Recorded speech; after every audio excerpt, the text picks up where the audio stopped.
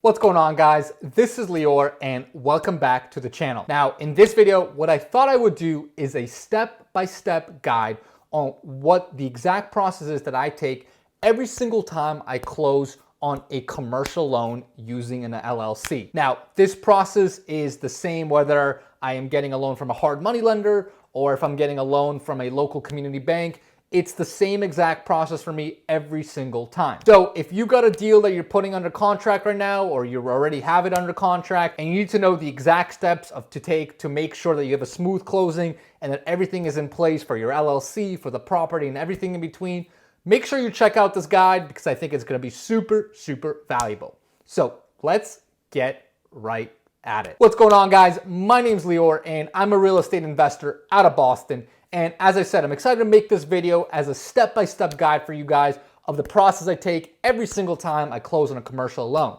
Now, before I hop into that, real quick, if this is your first time on my channel, first of all, welcome. Second of all, make sure you give me a subscribe.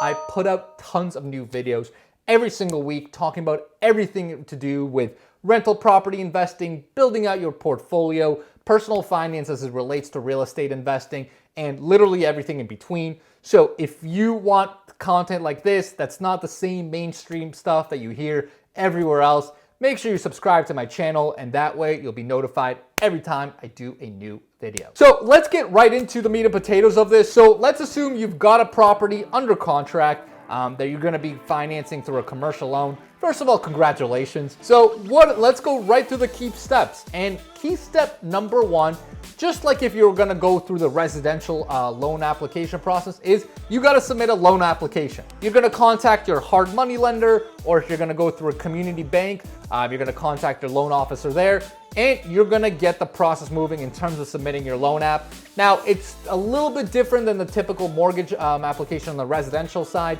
When you're applying with a hard money lender, it's kind of a cut and dry application where they really care about your credit score, your basic information. They're also probably going to ask for your resume and experience so they can get a feel of how many projects or types of similar projects you've done.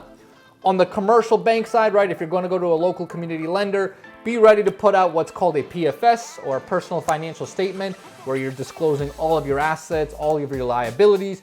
You're also going to want to put together a package with your resume, again, including all types of projects that you've done or owned.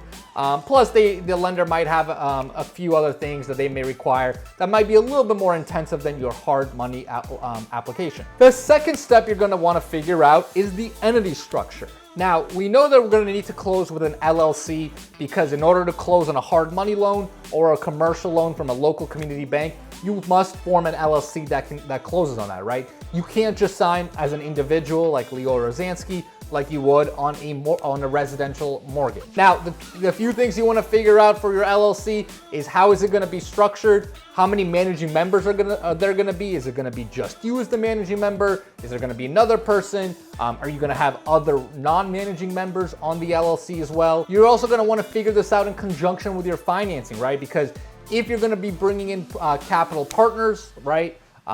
You're basically going to be raising money. You have to figure out, are they going to go on the LLC or are they not? Now, just to give you guys an example, the way I typically do it is when I set up my LLCs, we typically have one managing member. That's the person that's actually signing the loan. So whether it's me or my partner, one of us is going to be the managing member. The other person is just going to be a regular member in the LLC.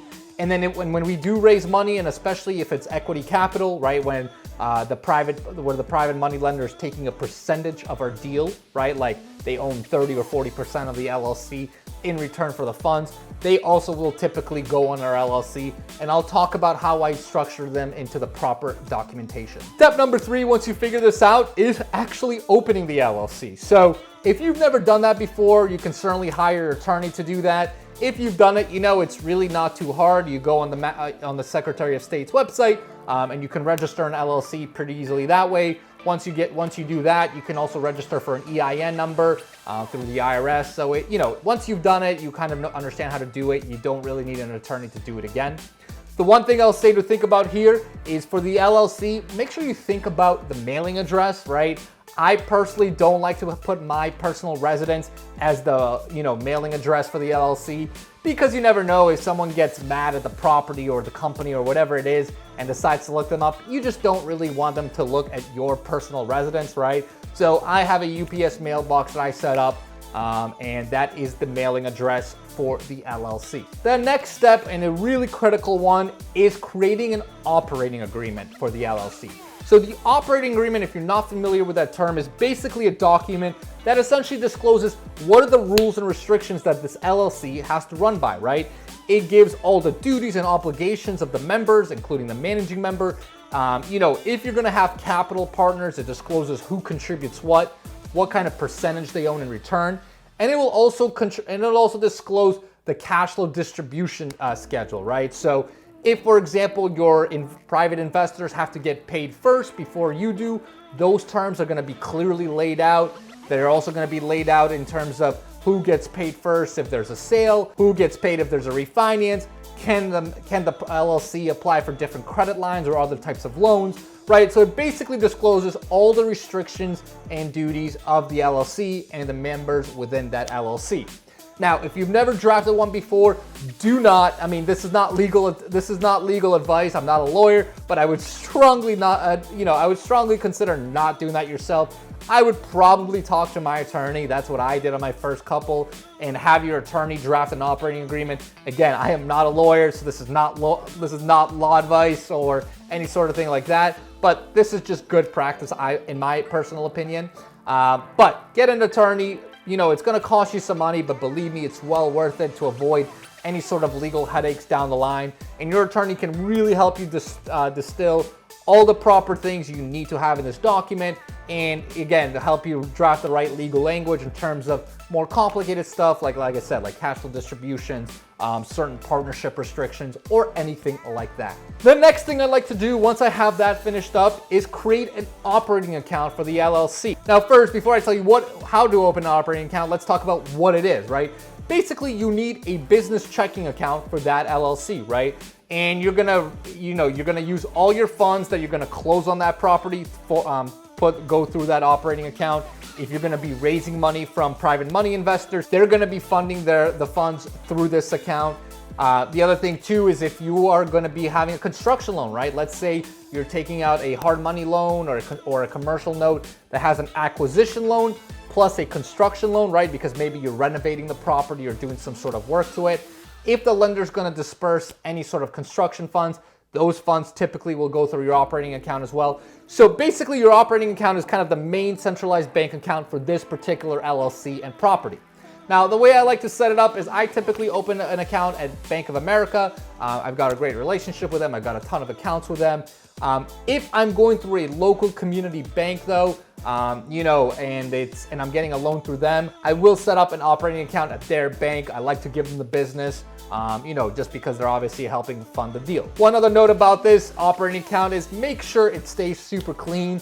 Don't mingle funds between your personal accounts or other business accounts you may have with this, right? You really want to keep these as clean as possible. You're going to use these bank statements to do your taxes at the end of the year as well. So just make sure you keep them very clean, very organized. Don't commingle funds or do anything of that sort. Again, not legal advice or anything like that, just my personal opinion. And finally, the last step I would suggest you take is contacting your insurance broker. Now, this is obviously not that different from when you're buying a residential property because you need insurance then as well, but it might be a little different in the commercial space depending on the type of commercial project you buy.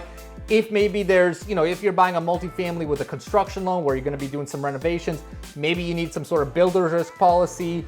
Maybe you need like a vacant dwelling policy if the building's vacant, right? So you basically want to loop in with your insurance broker, explain your business plan, explain the situation, explain the type of financing you're getting, and then really work with them to get the proper building coverage. The other thing too you want to talk to them is potentially getting additional liability coverage. Again, I'm not an insurance agent, so talk to your insurance broker to get the best possible advice. So those are some of the key steps I take when I'm looking to close transactionally, when I'm looking to close on a commercial loan, whether it's through a hard money loan I'm taking or a commercial loan through a local community bank. Again, if you're going to be going through that process, I would definitely make sure to hit up at least these steps. These are really key to make sure that your transaction goes smoothly. and that you have all of the components you need in order to close on the property. So hopefully that helps, guys. If you guys have any questions, make sure you comment below. And if you guys want any specific types of videos that I haven't been making, or you have specific questions, make sure you comment those as well. Not only does it help the YouTube algorithm, but I will take a look at those. And if I like the questions, I'll definitely shoot videos tackling those as well. So hopefully that helps, guys.